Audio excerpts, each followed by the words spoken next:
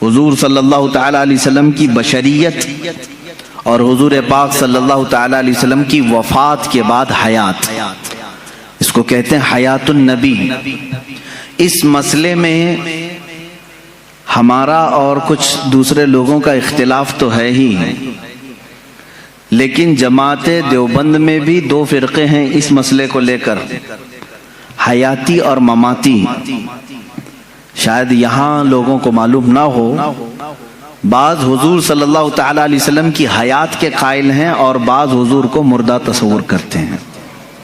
بہرحال یہ فرقے بنے دنیا میں، لیکن قرآن کیا کہتا ہے، رسول کریم صلی اللہ تعالی علیہ وسلم کے متعلق قرآن کیا کہتا ہے، یہ ساری باتیں ہمیں غور سے سننے کی ضرورت ہے۔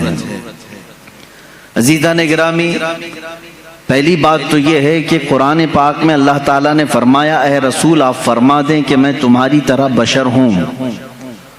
تو لوگ اس آیت کو دلیل بنا کر کے کہتے ہیں جب رسول خود کہہ رہے ہیں میں تمہاری طرح بشر ہوں، تو رسول کو اگر ہم کہیں ہماری طرح وہ بشر ہیں تو اس میں کیا مذائقہ ہے؟ میرے عزیزو، بہت بڑا مذائقہ ہے۔ بادشاہ اگر عجز و انکساری میں کہہ دے کہ میں قوم کا خادم ہوں تو آپ اس کو خادم کہہ کر نہیں پکار سکتے۔ اگر آپ یہ دلیل لے کر کے آئیں گے بادشاہ خود کہہ رہا ہے، میرے عزیز وہ اس کا عجز ہے، اس کی انکساری ہے، تواضع ہے۔ رہی بات قرآن میں 3 جگہ پر تقریباً اس طرح کی بات آئی کہ رسول کریم صلی اللہ تعالی علیہ وسلم فرما دیں کہ میں تمہاری طرح بشر ہوں۔ یہاں تک نہیں پڑھنا چاہیے آیت، آگے کی آیت یہ ہے یوحا الیہ، مجھ پر اللہ کی طرف سے ڈائریکٹ وحی بھی آتی ہے۔ اگر رسول عام بشر ہیں تو پھر یہ وحی کیسے آتی ہے؟ حضور پاک صلی اللہ تعالی علیہ وسلم کو اسی آیت میں ایک دوسری خصوصیت اللہ نے بیان کر دی، اے رسول آپ فرما دیں کہ میں تمہاری طرح بشر ہوں، مجھ پر وحی آتی ہے۔ یہ مسئلہ یہاں پر ڈسکس کرنے کی وجہ کیا بنا، ضرورت کیا ہے؟ ہر آیت کا پس منظر ہے، شان نزول ہے۔ جو آیتیں نازل ہوئی ہیں ان آیتوں کے نازل ہونے کا کوئی نہ کوئی سبب رہا ہے، اس کو کہتے ہیں شان نزول۔ آیت کا شان نزول کیا ہے؟ اگر اس سے کوئی بندہ واقف نہیں ہے تو اسے دین کے معاملات میں ڈسکس کرنے کا کوئی حق بھی نہیں ہے۔ وہ بعد میں کیا کرے گا؟ آیتیں اتری تھی کافروں کے لیے، وہ مومنوں پہ فٹ کرے گا۔ آیتیں اتری تھی مشرکین مکہ کے لیے، وہ اولیاء پہ فٹ کرے گا۔ جس کو شان نزول نہیں معلوم ہے وہ ادھر کی آیت ادھر چسپاں کرے گا، ادھر کی آیت ادھر لگا دے گا۔ شان نزول قرآن کا ایک علم ہے، تفسیر قرآن کا ایک علم ہے، اور اس پر باضابطہ مفسرین نے کتابیں لکھی ہیں، پوری کتابیں ہیں کہ کون کون سی آیت کس موقع پہ نازل ہوئی، واقعہ کیا چل رہا تھا۔ اسی طرح میں آپ کو یہ بھی بتا دوں کہ یہاں پر اللہ کے رسول صلی اللہ تعالی علیہ وسلم کو بشر کہنے کا حکم ہوا۔ آپ فرما دیں لوگوں سے کہ میں بھی بشر ہوں۔ بشر کا مطلب ہوتا ہے انسان، میں بھی بشر ہوں، آپ بھی بشر ہیں، حضور صلی اللہ تعالی علیہ وسلم بھی بشر ہیں۔ لیکن اس میں کچھ لوگ دھوکہ کھا گئے، رسول کو کہنے کا حکم ہوا ہے وہ بھی بشر ہیں تو ہم بھی کہیں گے رسول ہماری طرح بشر ہیں۔ میرے عزیز، تجھے یہ پوری تفصیل سمجھنی ہوگی کہ اللہ نے کیوں فرمایا رسول کو اپنی طرح بشر، رسول کو کیوں حکم ہوا کہ آپ کہہ دیں بشر ہیں۔ وجہ یہ تھی کہ اس زمانے میں 2 قومیں تو بگڑی تھیں، ایک یہودی اور دوسرے عیسائی۔ ان کے پاس اللہ کی کتابیں تھی، اللہ کی کتابیں تھی۔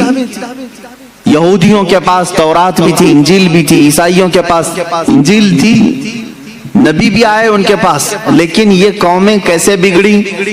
اپنے اپنے زمانے کے نبیوں میں جب انہوں نے حیرت انگیز معجزات دیکھے تو غلو کر گئے۔ غلو کا مطلب ہوتا ہے اور کر دینا کسی کے مرتبے کو بڑھا کر کے۔ حضرت عزیر علیہ السلام ایک نبی ہیں، اللہ نے ان پر نیند طاری کر دی، وہ 100 سال تک سوتے رہے۔ قرآن پاک میں اللہ نے اس کا تذکرہ بیان فرمایا ہے، تیسرے پارے میں سورہ بقرہ ہی میں 100 سال تک ایک ہی مقام پر سوتے رہے، پھر 100 سال کے بعد مولا نے دوبارہ انہیں اٹھایا اور وہ اپنی قوم کے پاس آئے. ان کے بچے ان سے بڑی عمر کے ہو چکے تھے، یہ غالباً 33 یا 35 سال کی عمر میں گئے تھے. واپس جب اٹھائے گئے 100 سال کے بعد تو ان کی جو عمر تھی وہی تھی، لیکن جو قوم کی عمر تھی وہ 100 سال آگے جا چکی تھی. اب اس معجزے کو دیکھ کر کے کئی لوگ ششدر رہ گئے. کیا کوئی 100 سال کے بعد دوبارہ اٹھ سکتا ہے؟ کوئی موت کے بعد دوبارہ آ سکتا ہے؟ تو ان لوگوں نے کیا کہنا شروع کیا، ایسا حیرت انگیز کام ہم نے آج تک دیکھا نہیں تھا. اگر عزیر کے ساتھ ایسا ہوتا ہے تو یہ اللہ کا بیٹا ضرور ہوگا.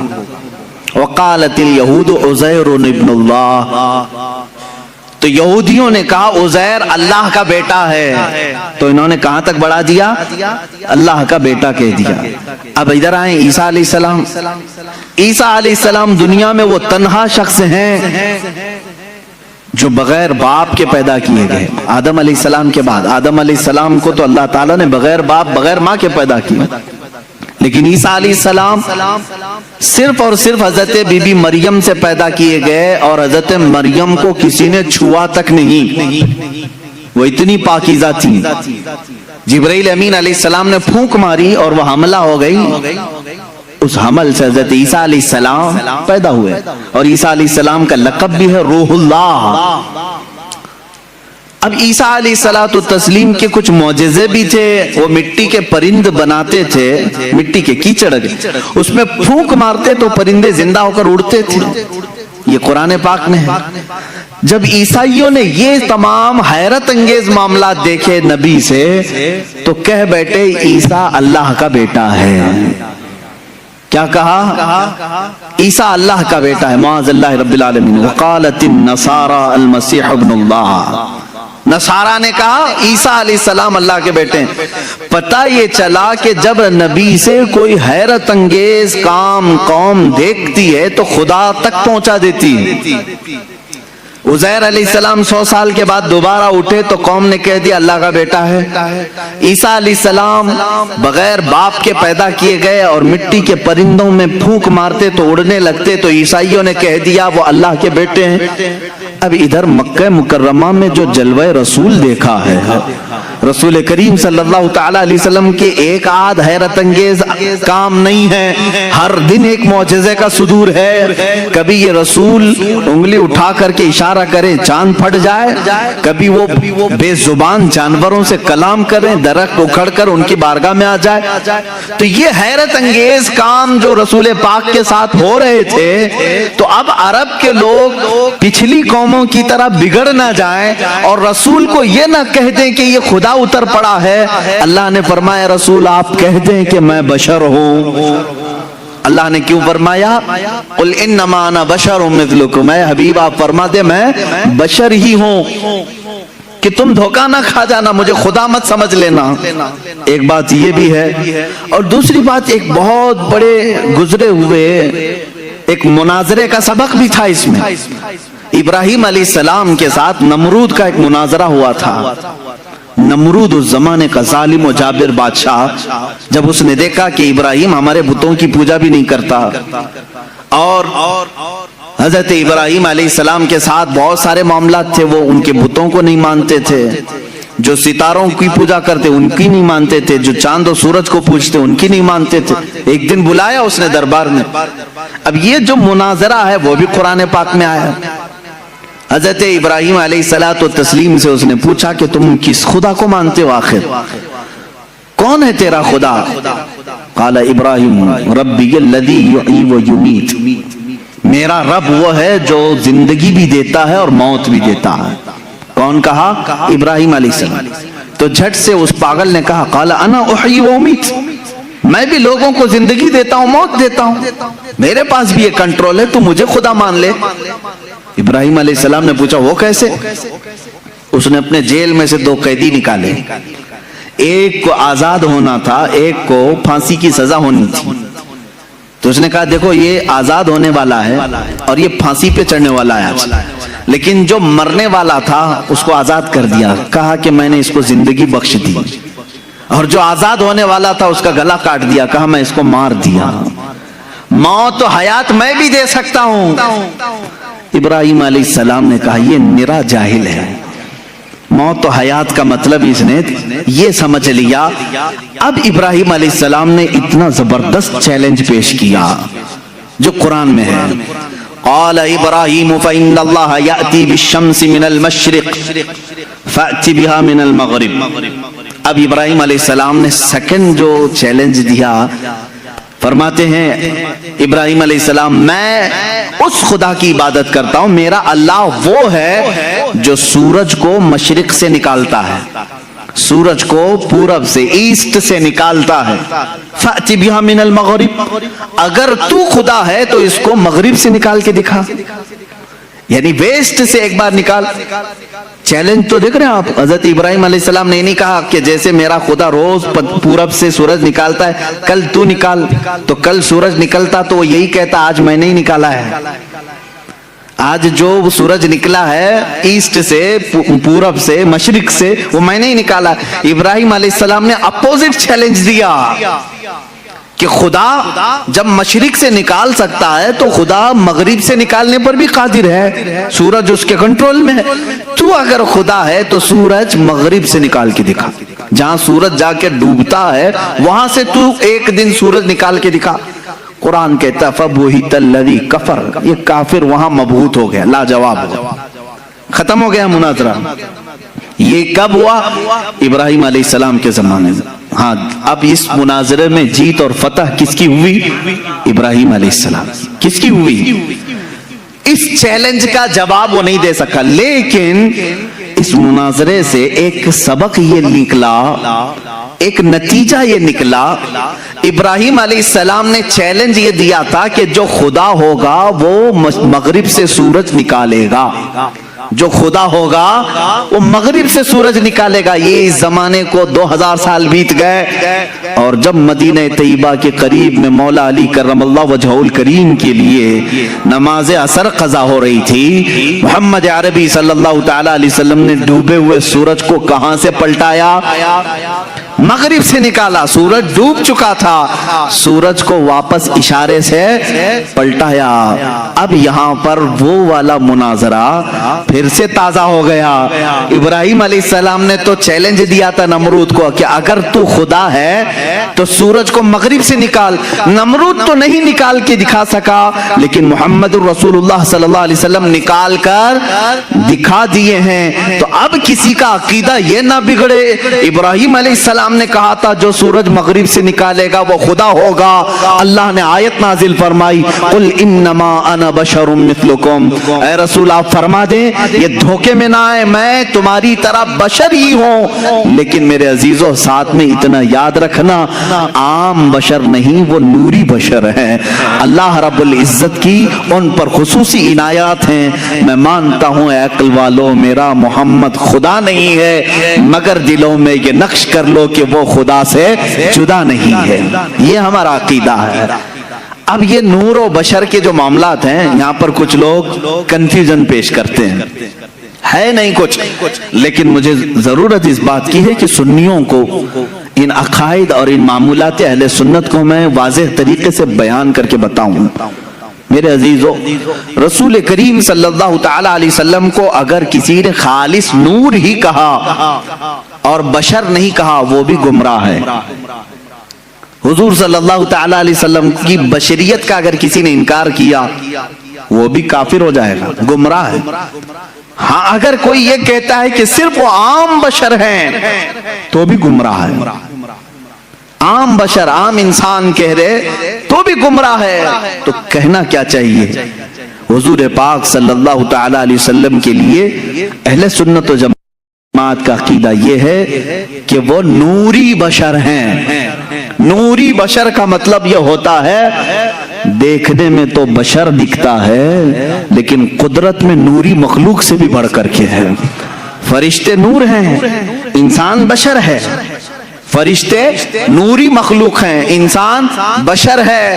اب رسول کو اگر تم نے صرف نور کہا تو فرشتوں میں چلے جائیں گے، صرف بشر کہا تو صرف انسانوں میں۔ رسول ملائکہ کا بھی رسول ہے، انسانوں کا بھی رسول ہے، اس لیے تمہیں یہ کہنا پڑے گا کہ وہ نبی نور والے بھی ہیں اور بشریت بھی ان کے اندر ہے۔ ہمارا عقیدہ یہی ہے کہ وہ نوری بشر ہیں۔ کیا ہیں؟ نوری بشر ہیں۔ میرے عزیزو، اب جن لوگوں نے یہ کہا کہ رسول ہماری ہی طرح ہیں، تو یہ تو عقل میں نہیں آتی بات، عقل میں نہیں آتی۔ میں کسی سادے سے مسلمان کو بھی اٹھا کر کے پوچھوں گا، وہ توبہ توبہ کرے گا، کیسی بات کر رہے ہو، رسول ہماری طرح ہو سکتے ہیں؟ علماء کی بات تو چھوڑو، میں عام سے بندے کو بھی پوچھوں گا، کیا تم اس بات کا عقیدہ رکھتے ہو کہ رسول ہماری طرح تھے؟ کوئی کہہ سکتا ہے؟ ہرگز نہیں۔ ہاں، اس طرح کا کن لوگوں نے کہا تھا؟ دو ہی شخصیات ہیں جن کا قرآن میں ذکر ہے، جنہوں نے رسول کو اپنی طرح کہا تھا۔ ایک ابلیس لعین ہے، شیطان مردود ہے، اور دوسرے وہ کفار و مشرکین ہے جو نبیوں کو کہتے تھے، قرآن میں ہے کہ یہ کیسے رسول ہیں، بازاروں میں کھاتے پیتے ہیں، ہماری طرح بازار کرتے ہیں، اٹھتے بیٹھتے ہیں، یہ کیسے رسول ہیں، یہ تو ہماری طرح ہے۔ تو کافروں نے رسول کو اپنی طرح کہا تھا، یا پھر دوسرا کون؟ شیطان نے کہا تھا۔ اب اگر کوئی بھی کہہ رہا ہو، انہی دو کیٹیگری میں سے ہوگا، انہی دو کیٹیگری میں سے، یا تو شیطان کے یہ اولاد میں سے ہوں گے، وارثین میں سے ہوں گے، جانشین ہوں گے، یا سجادہ نشین ہوں گے، یا تو پھر کفار و مشرکین کے دلال ہوں گے، ایجنٹ ہوں گے۔ قرآن میں دو ہی لوگوں کا ذکر ہے کہ نبی کو اپنی طرح کہنے والے کفار و مشرکین تھے اور ابلیس لعین۔ شیطان نے کیا کہا تھا جب آدم علیہ السلام کو پیدا کیا گیا؟ اس نے کہا تھا مجھے تو آگ سے بنایا گیا، ان کو مٹی سے، کیسے یہ برابر ہو سکتا ہے؟ میں سجدہ کروں، یہ نہیں ہو سکتا۔ بلکہ اس نے برابر کیا، اپنے آپ کو ان سے بھی بڑا سمجھا۔ جیسے آج لوگوں نے کہا ہے نا، کتابوں میں لکھا ہے امتی عمل کرتے کرتے کبھی نبی سے بھی بڑھ جاتا ہے۔ شیطان نے یہی کہا تھا کہ مجھے آگ سے پیدا کیا ہے، میں آدم سے بڑھ گیا ہوں، یہ مٹی سے ہے۔ عزیزان گرامی وقار، اس طرح کے جملوں سے احتراز کرو، پرہیز کرو، اس طرح کے ڈیبیٹ میں جاؤ بھی مت۔ تم رسول کریم صلی اللہ تعالی علیہ وسلم کی حیات طیبہ میں آج نہیں ہو، ان کی ظاہری زندگی میں نہیں ہو کہ تم ان کے بارے میں فیصلے لیتے رہو گے کہ وہ صرف نور تھے، کہ صرف بشر تھے، عام بشر تھے، یا کیا تھے۔ یہ تمام ڈسکشن نہ کرو، قرآن نے ہمیں جتنا کہا ہے اس پر عمل کرو۔ قرآن نے ہمیں یہ کہا وہ بشر تو ہے لیکن عام بشر نہیں، عام بشر نہیں۔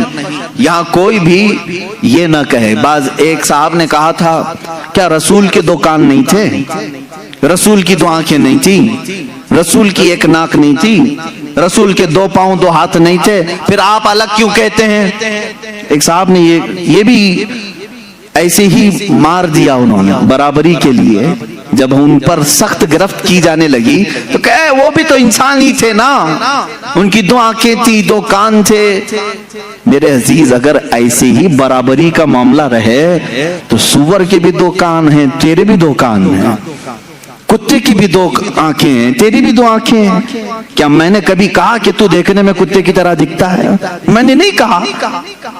برابری کے یہ اصول نہیں ہوتے، دو کان ہونا برابری کی ضرورت معیار نہیں ہے، دو آنکھ ہو جانا یہ برابری کا معیار نہیں ہے۔ ذرا تم اپنے گریبان میں جھانک کر کے دیکھو، جو رسول کو اپنی طرح بشر کہے، کیا زندگی میں کبھی تمہارے پاس جبرائیل آیا ہے؟ کیا کبھی زندگی میں تمہارے پاس جبرائیل آیا ہے؟ برابری کہنے والے سے میرا سوال ہے، کیا زندگی میں کبھی تجھے معراج کا بلاوا آیا ہے؟ کیا زندگی میں کبھی تجھے انبیاء کی امامت کا شرف ملا ہے؟ کیا کبھی تیری زندگی میں ایسا ہوا کہ تو سو گیا ہو، جنت سے تجھے کھلا پلا دیا گیا ہو؟ وہ خصوصیات تو میرے مصطفیٰ کو عطا تھی، یہ رسول کریم صلی اللہ تعالیٰ علیہ وسلم کی عنایات تھی۔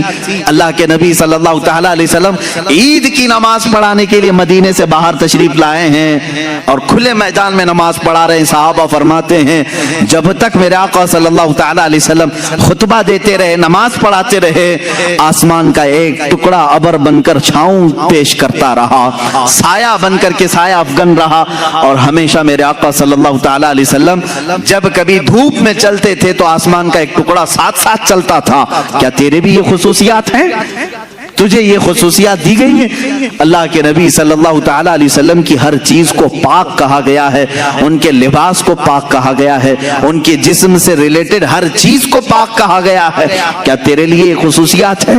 میں نے اس سے قبل حضور پاک صلی اللہ تعالی علیہ وسلم کے معجزات کے بیان میں بھی عرض کیا تھا, ان کا لعاب پاک جس چیز پہ لگ جائے وہ شفا یاب ہو جائے, ان کا دست مبارکہ جسے لگ جائے وہ آگ میں نہ جھلے, وہ اپنا قدم ناز پتھر پر رکھیں تو وہ نقش اپنے سینے پر لے لے.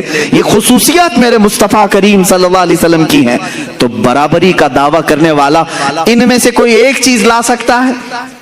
جب نہیں ہو سکتا تو اس طرح کی اندھا دھند تیر اندازی بھی نہیں کرنی چاہیے. ادھر کی ادھر کی پھینکا پھینکی نہ کریں. دین کے معاملات میں امت کو ادب سکھایا جائے. تو ہم پوری زندگی عمل کر کے بھی کسی صحابی کے درجے کو نہیں پہنچ سکتے, رسول بہت دور کی بات ہے. اللہ کے نبی صلی اللہ تعالی علیہ وسلم کے متعلق یہ عقیدہ رکھیں کہ وہ نوری بشر ہیں. کیا ہیں؟ وہ نوری بشر ہیں. اب یہاں سے معاملہ ہے رسول پاک صلی اللہ تعالی علیہ وسلم کی حیات کے متعلق. ظاہر سی بات ہے تم جب یہ عقیدہ رکھ لو گے کہ وہ عام بشر نہیں ہیں, تب اس ایکسپشن سے بہت سارے عقیدے آپ کے نکلیں گے. اگر کوئی آپ سے یہ سوال کرے کہ میاں سارے لوگ قبر میں جاتے ہیں, سب کا اختتام قبر ہے, دفن کیا جاتا ہے, سب مٹی میں ملتے ہیں, رسول کے ساتھ بھی ایسا ہوا ہوگا, تو آپ یہ کہیں یہ عقیدہ یہیں سے شروع ہوا جہاں تو نے رسول کو اپنی طرح سمجھا, اپنی طرح سمجھا, وہیں سے تو نے یہ بھی رزلٹ نکال لیا ہمارے مردے سڑتے ہیں تو رسول کا بھی جسم پاک اس طرح ہو گیا ہوگا, معاذ اللہ رب العالمین. تم یہاں سے عقیدہ بدل لو, رسول ہماری طرح نہیں تھے, آگے کی ساری منزلیں محبتوں میں تمہاری شمار ہوں گی, ساری عظمتوں کے تم قائل ہو جاؤ گے. حضور پاک صلی اللہ تعالی علیہ وسلم کے بارے میں اگر میں یہ کہوں, ان کے جسم ناز کی بات تو چھوڑو, 14 صدیاں گزر گئیں, ان کے جسم پاک سے کٹے ہوئے بال جو آج بھی رکھے ہیں وہ سڑ گل کر کے کہیں ختم نہیں ہوئے, نہ ان کو آگ جلا سکی. پوری کائنات میں آج بھی وہ روشنیاں بکھیر رہے ہیں, ہزاروں عشاق کے سینے میں عشق مصطفیٰ جلا بھی رہے ہیں, جلا بخش رہے ہیں. تو رسول پاک کے جسم ناز کی کیا بات ہے, بلکہ بزرگوں نے فرمایا وہ حصہ جو رسول پاک کا جسم لگا ہوا ہے قبر پاک, اس کو کہا گیا ہے وہ عرش اعظم سے بھی افضل ہے. ادب گاہست زیر آسماں از عرش نازک تر, نفس گم کردہ می آیت جنید و با یزیدی جا. فارسی میں کہا گیا ہے عرش سے بھی نازک ترین ایک جگہ ہے آسمان کے نیچے. کون سی جگہ ہے؟ یہ وہی لحد مصطفیٰ ہے جہاں جنید بغدادی اور با یزید بستامی بھی حاضری دیتے ہیں تو اپنی سانسوں کو روک لیا کرتے ہیں کہ نکلنے والی سانسوں سے کہیں بے ادبی نہ ہو جائے. یہ وہ مقام ہے لحد مصطفیٰ صلی اللہ تعالی علیہ وسلم, قبر مصطفیٰ کی اتنی افضلیت ہے. اسی لیے اعلیٰ حضرت فاضل بریلوی رحمت اللہ تعالی علیہ سے کسی نے پوچھا کہ مکہ افضل ہے کہ مدینہ افضل ہے. یہ بھی معاملات آتے رہتے ہیں, مکہ افضل ہے کہ مدینہ افضل ہے. تو اعلیٰ حضرت رضی اللہ تعالیٰ عنہ نے اس کے جواب میں یوں فرمایا, طیبہ نہ صحیح افضل مکہ ہی بڑا زاہد. طیبہ نہ صحیح افضل مکہ ہی بڑا زاہد, ہم عشق کے بندے ہیں کیوں بات بڑائی ہے. سنتے ہیں کہ محشر میں صرف ان کی رسائی ہے, گر ان کی رسائی ہے لو جب تو بنائی ہے. میرے عزیزو, آپ نے فرمایا جو لحد پاک رسول پاک کے جسم سے لگی ہوئی ہے وہ خانہ کعبہ سے بھی افضل ہے. اس کی وجہ کیا ہے؟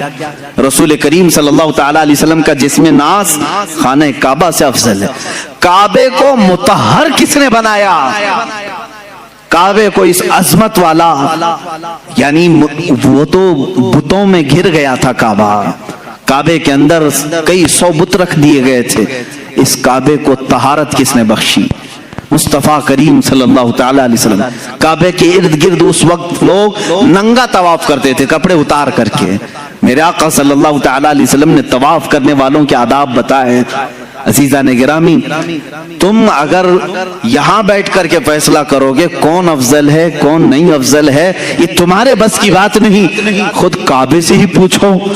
امام اہل سنت فاضل بریلوی رحمۃ اللہ علیہ نے فرمایا، غور سے سن تو رضا کعبے سے آتی ہے صدا، میری آنکھوں سے میرے پیارے کا روزہ دیکھو. حاجیو آؤ شہنشاہ کا روزہ دیکھو، کعبہ تو دیکھ چکے کعبے کا کعبہ دیکھو.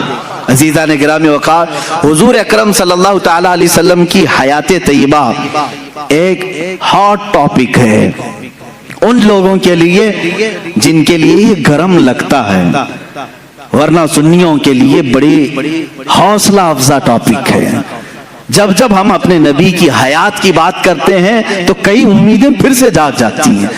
میاں چھوڑو، ہم ٹینشن میں تھے کون آئے گا کون نہیں آئے گا، مولانا نے کہہ دیا ہے رسول پاک اب بھی ہیں، آئیں گے.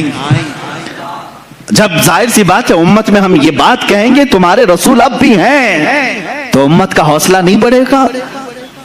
حضور پاک صلی اللہ تعالی علیہ وسلم سے آس و یاس امت کی اور بڑھ جائے گی.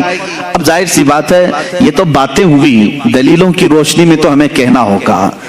رسول کریم صلی اللہ تعالی علیہ وسلم اپنی قبر انور میں زندہ ہیں یا بعض لوگوں کے قول کے مطابق مر کر مٹی میں مل گئے؟ ہاں یہ کتابوں میں لکھا ہوا ہے اس لیے مجھے کہنا پڑ رہا ہے. عزیزان گرامی وقار، ہمارا عقیدہ تو وہی ہے جو بریلی کے تاجدار نے اپنے ایک شعر میں ہمیں یوں بتایا، یا رسول اللہ تو زندہ ہے واللہ تو زندہ ہے واللہ، میری چشم عالم سے چھپ جانے والے چمک تجھ سے پاتے ہیں سب پانے والے، میرا دل بھی چمکا دے چمکانے والے. ہم تو اپنے رسول کو اپنی قبر اطہر میں زندہ مانتے ہیں. حیات النبی کا یہ عقیدہ ہر سنی کا ہے. حضور پاک صلی اللہ تعالی علیہ وسلم اپنی حیات پاک میں ہیں. اب وہ کیسی زندگی ہے یہ ڈسکس امت کے لیے نہیں ہے. حضور کی وفات کے بعد جو زندگی ہے وہ کیسی ہے، بلکہ میں کہتا ہوں جو دنیا میں تھی اس سے کئی درجے افضل زندگی ہے. تم یہ کہتے ہو کہ ایسے ہی زندہ ہیں جیسے تم زندہ ہو، نہیں میاں، اس سے کئی درجے افضل زندہ ہیں. جب قرآن کہتا ہے شہیدوں کے بارے میں کہ تو ان کو مردہ نہ کہو، کیا قرآن میں نہیں ہے آیت؟ اللہ کی راہ میں جو مارے جائیں انہیں مردہ نہ کہو. دوسری جگہ ہے مردہ تصور بھی مت کرو، سوچو بھی مت. اللہ فرماتا ہے وہ زندہ ہیں اور انہیں اللہ کی طرف سے رزق بھی ملتا ہے. اب مجھے یہ بتائیں جو زندہ ہے اور رزق بھی مل رہا ہے، اللہ سے کیوں نہیں پوچھتے کہ مولا وہ کون سا رزق تو انہیں دے رہا ہے، وہ کیا کھا رہے ہیں پی رہے ہیں؟ میرے عزیزو جب تم مرو گے تبھی پتہ چلے گا. جس کو یہ ٹینشن ہے کہ وہ کیسے زندہ ہیں، لیکن قرآن نے یہ کہا کہ وہ زندہ ہیں تو ہمارا عقیدہ ہے کہ وہ اللہ نے ان کو جیسی زندگی دی ویسے زندہ ہے. بلکہ اب احادیث کی روشنی میں بھی میں آؤں گا رسول پاک صلی اللہ تعالی علیہ وسلم کی حیات طیبہ کو ثابت کرنے کے لیے. رسول اپنی روح اور جسم کے ساتھ ہیں. ایک بار جو روح نکالنی ہے وہ اللہ کے وعدے کے مطابق نکال لی جاتی ہے. دوبارہ انبیاء کرام علیہ السلام کی زندگی پہلے سے افضل بنا دی جاتی ہے. ان کا جسم بھی صحیح سلامت رکھا جاتا ہے. جیسا جسم ان کا تھا اسی شان کے ساتھ قبر پاک میں ان کے جسم کی حفاظت کی جاتی، کیونکہ اللہ کے رسول نے خود فرمایا ان اللہ حرم علی الارض ان تاکل اجساد الانبیاء فنبی اللہ حی یرزق. اللہ نے بے شک زمین پر حرام کر دیا ہے وہ نبیوں کے جسموں کو کھا نہیں سکتی. نبیوں کے جسموں کو کھانا زمین پر اللہ نے حرام کر دیا. اللہ کے نبی زندہ ہوتے ہیں انہیں رزق بھی دیا جاتا ہے، یہ حدیث پاک ہے. اب آئیں میں دلائل کی روشنی میں کہتا ہوں. عربی کی اگر عبارات بھی پڑھوں تھوڑا بہت میں آپ کو گرامر بھی بتا دوں. جو جملے ہوتے ہیں ان جملوں میں کیا چیز کا ہونا ضروری ہے. اب مثال کے طور پر میں کہوں زید زید عالم ہے، زید عالم ہے، اس کا مطلب کیا ہے؟ پریزنٹ میں بول رہا ہوں میں یا کہ پاسٹ میں بول رہا ہوں؟ پریزنٹ میں نا، عام بندہ سمجھ رہا ہے، پریزنٹ بات کر رہا ہوں، حال کی بات کر رہا ہوں۔ زید عالم ہے، اس کا مطلب ہے ابھی ہے، زید عالم ہے۔ اسی قاعدے اور گرامر کے حساب سے آگے چلتے ہیں۔ جب لفظ ہے آتا ہے تو وہ پریزنٹ کو پیش کرتا ہے، حال کو پیش کرتا ہے۔ اب آؤ میرے عزیزو، اس پر تو پورا اسلام کھڑا ہے۔ تمہارا کلمہ کیا ہے؟ لا الہ الا اللہ محمد رسول اللہ۔ کلمہ ہر مسجد میں ملے گا، ہر جگہ تمہیں ملے گا، ترجمے کے ساتھ بھی ملے گا۔ لا الہ الا اللہ کا ترجمہ کیا ہے؟ کوئی معبود نہیں اللہ کے سوا۔ یہ ایک ہو گیا، ہم نے نفی کر دی۔ دوسرا ورڈ آتا ہے محمد رسول اللہ ہے، یہ اب اس کو ہم ملا کے پڑھتے ہیں محمد رسول اللہ، محمد اللہ کے رسول۔ کیا کہہ رہے ہیں؟ محمد اللہ کے رسول۔ پاسٹ میں تھے کہا میں نے، آپ ترجمہ کبھی کلمے کا یوں کرتے ہو محمد اللہ کے رسول تھے؟ نہیں، ہمارا ہر بچہ ترجمہ یہی کرے گا محمد اللہ کے رسول ہے۔ یہ اس بات کی علامت ہے کہ رسول آج بھی زندہ ہیں۔ میرے عزیزو، ہم مردہ رسول کو مانتے تو یہ کہتے وہ اپنے زمانے میں رسول تھے۔ جب جب کلمہ پڑھ رہے ہیں ہم اقرار کر رہے ہیں رسول ہیں، محمد اللہ کے رسول۔ کلمہ ہمارے نبی کی زندگی کی بڑی دلیل ہے، اور اگر رسول پاک کی حیات کا کوئی منکر ہے تو میں سمجھتا ہوں اس کا کلمہ ہی ادھورا ہے۔ وہ رسول پاک صلی اللہ تعالی علیہ وسلم کی رسالت کو پاسٹ میں مان رہا ہے، ابھی نہیں مان رہا ہے۔ محمد اللہ کے رسول ہیں، اس سے سمجھ میں آیا رسول ہیں کہ نہیں؟ ابھی ہے۔